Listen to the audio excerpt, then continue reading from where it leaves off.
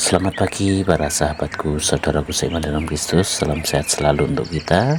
Marilah kita siapkan hati dan pikiran kita untuk mendengarkan firman Tuhan. Tuhan beserta kita sekarang dan selama-lamanya. Inilah Injil Yesus Kristus menurut Lukas bab 17 ayat 20 sampai 25. Dimuliakanlah Tuhan. Kedatangan kerajaan Allah. Atas pertanyaan orang-orang Farisi, apabila kerajaan Allah akan datang, Yesus menjawab, katanya, kerajaan Allah datang tanpa tanda-tanda lahiriah. Juga orang tidak dapat mengatakan, lihat, ia ada di sini, atau ia ada di sana. Sebab sesungguhnya kerajaan Allah ada di antara kamu.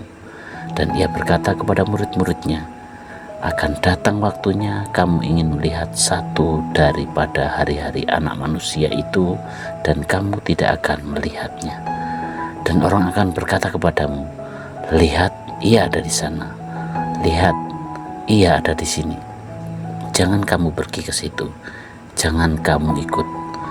Sebab sama seperti kilat memancarkan dari ujung langit yang satu ke ujung langit yang lain. Demikian pula lah kelak halnya Anak Manusia pada hari kedatangannya. Tetapi ia harus menanggung banyak penderitaan dahulu dan ditolak oleh angkatan ini. Dan sama seperti terjadi pada zaman Nuh, demikian pula lah halnya kelak pada hari-hari Anak Manusia. Mereka makan dan minum, mereka kawin dan dikawinkan, sampai kepada hari Nuh masuk ke dalam bahtera. Lalu datanglah air bah dan membinasakan mereka semua. Demikianlah sabda Tuhan. Terpujilah Kristus. Bagi para saudaraku seiman dalam Kristus, melalui bacaan Injil hari ini, bagaimana Yesus berbicara kepada orang-orang Farisi tentang kerajaan Allah. Ketika mereka bertanya kapan kerajaan Allah akan datang, Yesus menjelaskan kerajaan Allah tidak datang dengan tanda-tanda yang bisa kita lihat secara kasat mata. Bahkan dia berkata, kerajaan Allah ada di tengah-tengahmu. Pernyataan ini mengajak kita untuk merenungkan tentang kehadiran Tuhan yang seringkali kita lewatkan dalam kehidupan sehari-hari. Kita mungkin berharap melihat tanda-tanda besar dari Tuhan, sesuatu yang begitu luar biasa dan mungkin terlihat mencolok. Namun sebenarnya kerajaan Allah hadir dalam hal-hal yang kecil, dalam kasih yang kita tunjukkan kepada orang lain, dalam doa yang kita ungkapkan dengan sederhana, juga dalam perbuatan baik kepada sesama. Saudaraku seiman dalam Kristus, Yesus juga mengingatkan bahwa akan ada masa-masa sulit dan penderitaan. Namun, dia meminta kita untuk tetap teguh, tetap sabar menunggu waktu Tuhan. Kita dipanggil untuk terus beriman, tidak mudah terpengaruh oleh apa yang terlihat di dunia ini atau tergoda untuk mencari kehadiran Tuhan hanya dalam bentuk hal-hal yang besar. Tuhan justru hadir dalam ketenangan, dalam hati yang terbuka, dalam kedamaian dan pengampunan.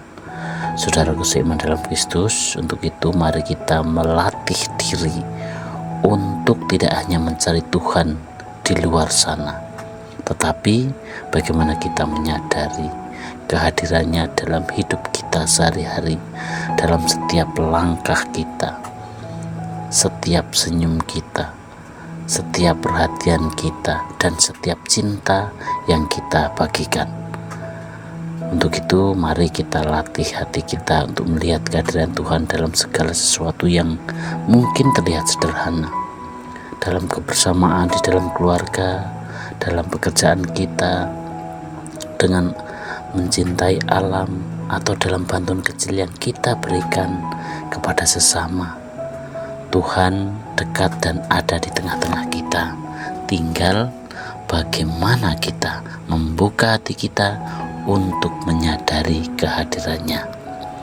Semoga kita semua diberkati dengan kepekaan hati untuk melihat dan merasakan kehadiran Tuhan setiap hari di setiap langkah hidup kita.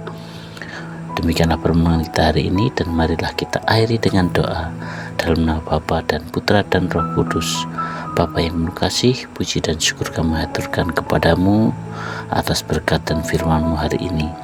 Pimpinlah kami agar kami mampu membawa sukacita dan rahmat kedamaian kepada orang-orang yang ada di sekitar kami, dengan keluarga kami, dengan teman-teman kami, dengan pekerjaan dan semua orang yang kami temui. Doa ini kami serahkan kepadamu Tuhan, dengan perantaraan Kristus Tuhan kami. Amin. Dalam nama Bapa dan Putra dan Roh Kudus. Amin.